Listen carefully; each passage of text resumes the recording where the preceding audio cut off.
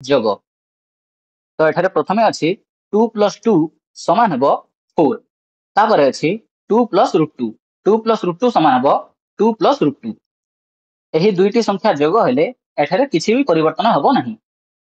तापर अछि √2 + √2 √2 + √2 समान हेबो 2√2। देखो एठारे जेपरि x + x समान होइथे 2x, ठीक सेही परि √2 + √2 समान हेबो 2√2। तापर अछि 2√2 + √2 2√2 + √2 समान हेबो 3√2।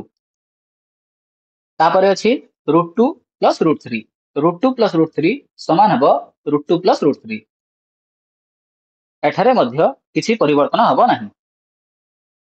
तापर अछि √3 + √3 √3 + √3 समान हेबो 2√3। तापर नेक्स्ट अछि √8 + √18। तो देखो √8 और √18 को जोग करबा पई प्रथमे आमे एही √8 और √18 को टिके भांगी दबा। तो √8 को भांगिले हेबो 4 * 2 रो रूट ओवर।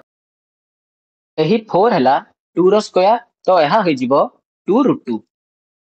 तापर अछि √18, तो √18 को भांगिले हेबो 9 * 2 रो रूट ओवर समान हेबो 9 हला 3 रो स्क्वायर, तो एहा होई जिवो 3√2। तो √8 + √18 समान आमे लिखिबा 2√2 + 3√2 समान हेबो 5√2।